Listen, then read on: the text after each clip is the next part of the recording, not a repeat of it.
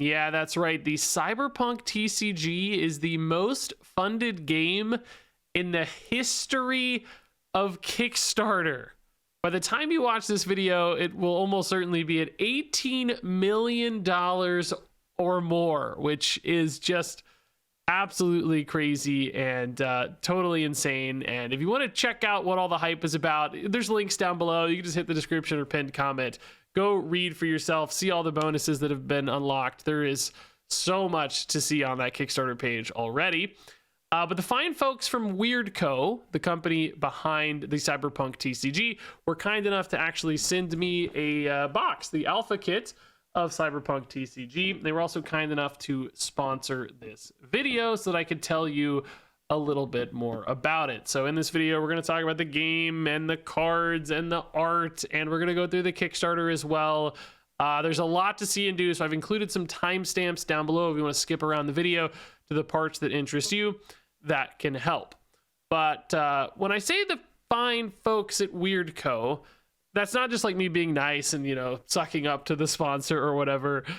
It's legit because my point of contact at Weird Co. is someone named Kawa, who some of you will actually know as an OG Marvel Snap content creator. I actually did some content with Kawa. He was like actually a really important force early on in Marvel Snap. He organized one of the like first Marvel Snap in-person tournaments, probably the first. He just took this crazy initiative to like get tons of creators involved and the Marvel Snap team themselves. And he's always just been someone who goes and gets things done, which I vastly respect. And he's kind of been working real jobs in the card game space and then got hired on by Weird Co. to handle marketing. And as you can see, he's been crushing it with an $18 million Kickstarter. I could not be more proud of this guy. We're actually legit in the world of like content creators, as far as content creators are concerned, very good friends. We've had many super long phone calls talking about card games and content creation. He's helped me play test my own games, hours and hours and hours of play testing. It doesn't get better than Kawa, and I know when he's involved in the company, that's a really good sign. That gives me a ton of faith that he believed in the game enough to join, and also now, you know, is kind of shepherding it into success. That's so cool. I'm just like so proud. I'm like a proud dad, honestly, of Kawa. Even though we're peers, I couldn't be more proud.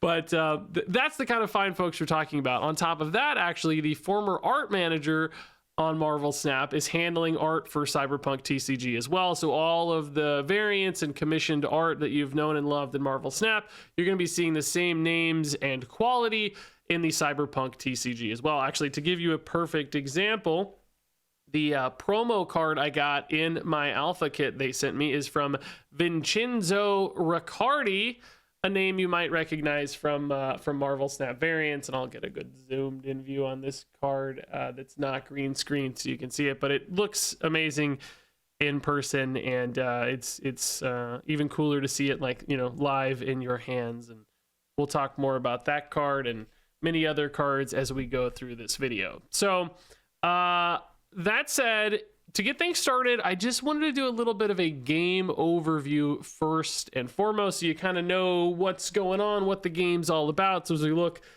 more in depth at some of these cards, you'll have some context for how all of this works. So in Cyberpunk TCG, your ultimate goal, how you win a game, is to start your turn with 6 gigs. Now, gigs are represented by dice you'll roll and put into play as the game progresses, but you can actually also steal from your opponent anytime you attack them directly with one of your units. So if you go face, you get to take a gig. As you would expect, this ability to steal gigs can create this really interesting back and forth, puts a lot of tension around having blockers essentially to protect your face and thereby protect your gigs. Now, gigs also contribute in a second way, whatever their rolled value is. So if you have a D4 dice, you roll for 4.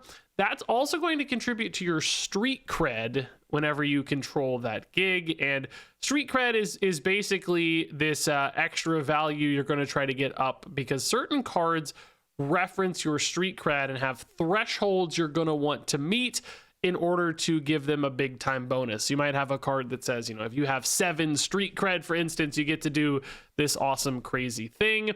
Now, when it comes to playing cards themselves, the resource you're going to be spending to play your cards is called eddies. And by the way, if you're a Cyberpunk player, you'll know all of these terms. They might sound a little new and different to you if you're not. Some of you may not know this, but I actually streamed and made videos a little bit for Cyberpunk 2077 when it came out. You're an OG fan if you saw that.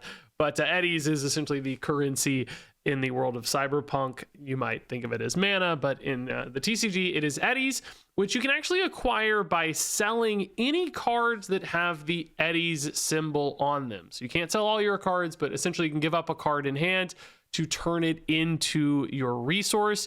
You will also have 3 legend cards on board, and those can be spent as eddies too. Now, naturally, you might say, hey, Regis, what is a legend card? Well, that's a great question. These are essentially 3 key cards you're going to be building your deck around. They're always going to start on board face down, but then can be unleashed throughout the game for either like powerful passive effects sometimes, or actually also put into play as an impactful unit on the field, might be able to attack, and so on. Now, on top of legends, there are other types of cards as well. You've got units. These are your minions. These are your creatures. These are put into play as attackers or blockers. Of course, often have other effects and abilities. You also have programs. These are one-time use effects. Think of these as spells. And then finally, you have gear. And gear can be equipped to units or legends for basically stat buffs or other effects. So now that you know what kind of card types there are, I thought it might be helpful to break down the various components of a card as well. Now, starting off at the top right, that's where you'll see the card type: legend, program, unit, gear. Below that, you'll actually see the RAM value. Now, this is basically setting both a color and a number. So based on the legends you include in your deck, remember you have 3 legends. If you have, for instance, 1 blue legend with a RAM value of 2, as we see here, that means you can only play cards that are blue up to a RAM value of 2. If they had a value of 3 or 4, would not be allowed in a deck with only 1 blue legend. But if you added a second blue legend, which does have to have a unique name, that would be 2 blue legends, each with a RAM value of 2.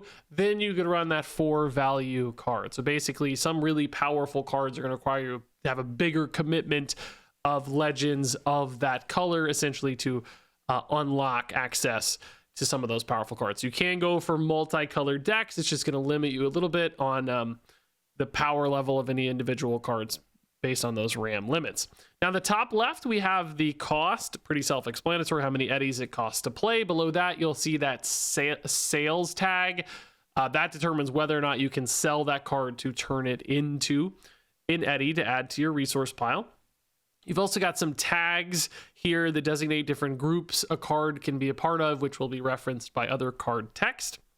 And then in the bottom right hand is your power value, which is going to determine your combat effectiveness. Basically, when attacking, you want to have a higher power value. Obviously, if you do happen to have the same power value as the unit that's blocking you, both of the units will die. Otherwise, if your power value is higher, you will defeat the enemy unit. Beyond that, there is a card number for reference in the bottom left and a rarity of cards as well in the bottom middle. And then, of course, the text box there with various abilities and some highlighted keyword type effects as well.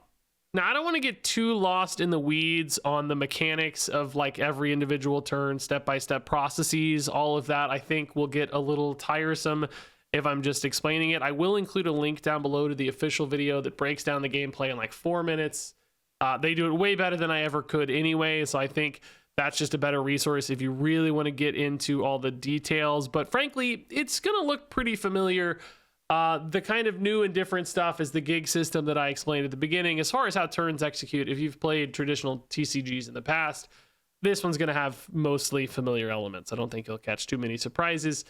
It's kind of the bigger overarching stuff like the gigs that are different, and we already covered that. So what I did want to do instead was just showcase some of the cards I thought were pretty interesting because of their mechanics, or just because they had like crazy big numbers, because I love cards with big numbers, or cards that just I thought had really cool art, because the Cyberpunk world is actually a really fun one, and I love the lore and love the game of Cyberpunk 2077. So I just wanted to go through and go card by card and just talk about all the cool stuff that I saw. And this is that nice Goru Takamura from Vincenzo Riccardi. You can see beautiful and shiny. 5 cost, 7 power. This is a legend that can also go solo, so you can actually put this one into play as either a big attacker or a blocker, and not all cards actually have block. So that's pretty important. Having access, I think, to a big blocker on demand feels like it could make a rather nice difference.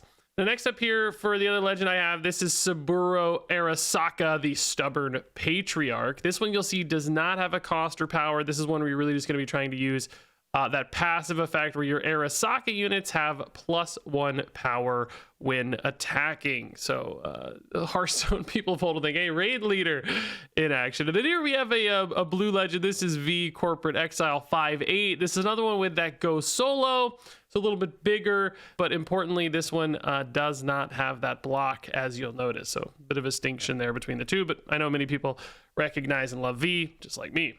So moving on to some other cards here, I thought we'd take a look at Emergency Atlas. This is a textless 4/7. I like seeing kind of vanilla stat lines, setting a baseline of what you'd expect. We also have the Flathead here, the robot you might remember from Cyberpunk 2077. This is a 5/5, and it does reference that street cred, which thankfully we have enough street cred here to get that bonus effect. Speaking of street cred and bonus effect, we've also got Dying Knight, V's Pistol. This one allows you to defeat a rival gear card that costs 2 or less as long as you have that 7 street cred. And then we've also got Mantis Blades, a nice little cheap buff, a 1 cost gear that can give +2 to a face-up legend or a unit on board. And then finally we got another Goro Takamura here. He is a 4/5+ because he can actually scale. He has +1 power during your turn for each face-up legend in your legends area, so that might be like +3 in this instance, making him pretty big. Oh, I guess we got one more here, the Industrial Assembly, a program. This one allows you to manipulate your street cred, as you saw, increasing it a bit, and then if you have 7, you get another bonus. Now, there are some other cards that I don't have in my alpha kit that have been revealed here on the website. You can actually view all the cards here on the Cyberpunk TCG website if you'd like. I wanted to take a look at a few of those, including this one, because you guys know I love big cards, I love big crazy numbers, and I love Atom Smasher, the most iconic villain of Cyberpunk 2077, of course. This is a 9 cost card with 15 power. Crazy. That's the biggest power value in the game that I've seen. This one has a play effect as well. Just defeat all other units, which is absolutely crazy. This one does have that 5 RAM cost, so you have to run this in a deck that's like fully committed to yellow, so you can't just toss this in anywhere. But man, what an absolutely crazy payoff if you do. Also, this art is just like intense and violent and cool, man. I like how this card is not pulling any punches in any kind of way. Similarly, when it comes to art not pulling punches, this is El Samraron, a red card, 4 cost, 4+ power. This has an attack effect while fighting a rival unit, double this unit's power. So you just get to jump up to 8 or potentially even more, right? If you give this some bonus power through gear or whatever, it can get even bigger, I guess, which is gonna take trades really favorably into most things that we've seen so far. So this could absolutely murder some enemy units, which I think is captured rather nicely in the art. I actually don't remember this character. I don't know if I didn't run into him in Cyberpunk 2077, or if he's not in it, maybe he's from the anime or just outside lore. There's a lot of lore to pull from, actually, so looks awesome either way. The next up we have Royce here. I do remember Royce. This is a 6/6+. It's a legend, mind you. This is another one that can go solo, so it goes into the field like we saw with some of our legends previously, but this also has this cool effect. During your turn, this legend has +2 power for each equipped gear. So again, some crazy scaling with gear, and it's gaining +2, plus some gear, of course, you just scale your stats on top of that. So again, this guy could be an absolute powerhouse. This might get big enough to take some trades into Atom Smasher, which is actually pretty sweet. So I like how the background too just says it's big, like a little reminder, like, yeah, he's pretty freaking big. I made a big opponent, deal with it. These cards all look so sick to me. Yeah, so we've gotten an overview of the game. We've seen some cards. I just real quickly wanted to run through the Kickstarter here and see what it's all about. Number one is, like, these numbers are just crazy. 27,000 backers, $18 million almost. That's nuts. You can view all the pledge tiers here. There's some entry level stuff, and then of course it keeps going. You can just get like everything you'd ever want in the world of the Cyberpunk TCG on some of these high tiers. The lists are so long, I can't imagine trying to read it all here on the video, but some nice, you know, entry level stuff, some nice mid-tier stuff, and then also, you know, some really heavy hitting stuff as well, which is really cool to see. All kinds of different, you know, featured art and breakdowns, and like this is just gonna keep scrolling forever, by the way. Like we just keep scrolling and scrolling and scrolling. This really shows you exactly what you're getting with all the various packages, some previews of really sick cool special art, nice little table breaking down all that, some optional extra stuff you can buy to add on if you'd like. There is so much, some cool playmats. That's a really sick looking Atom Smasher, for instance. And I like too. I might have to get that. That art looks so sick. Oh man, Judy. Oh dude, I'm having some fond memories of my time in Night City. Some really cool looking dice as well is awesome. I mean, again, it just like they like went hard on this. There's so much. And then the stretch goals, dude. It's just like there's so many stretch goals unlocked because they just keep hitting these insane numbers. So all of these extra cards basically getting added into all the various beta boxes. I don't know. I'm sure. Oh, okay. There is still more to go. Get a sick beta box upgrade of Royce Psycho on the Edge added to the beta box, which is really nice. Here's some great videos. I'll again link this one down below. Full rules, some other videos of people playing the game too, which can really help you out a lot. We've already seen this, which is great. Here's some rules on deck building, which I did not cover. They got print and play decks, which is cool, dude. I didn't even know that. That's awesome. Here's the rarity system when we talked about rarity a little bit to give you an idea of what you're looking at. And a card gallery. We already looked at a couple there in the card gallery, but so many sick cards and art as well. And then an organized play structure, if you're curious about what that's going to look like. So just so much stuff. All the details, refund policy, shipping, all that stuff down here as well. Crazy, man. Like one of the most thorough and well-made Kickstarter pages I've ever seen, actually, which is probably part of the reason it's been popping off so hard. So yeah, man, this is pretty cool. I have to say, this one's frankly surprised me. Like I thought Cyberpunk's a pretty big IP, but I didn't know it was this big.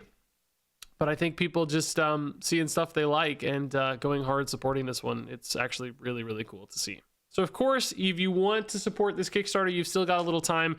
Hit the links down in the description or pinned comment below. You certainly won't be alone if you do. But before I go, I'd just like to thank my buddy Kawa and Weirdco for sponsoring this video, for sending me a really cool box of some fun cards. And I'd like to thank you for spending some time with me today, checking out this cool new game. So I guess all that said, I will see you around.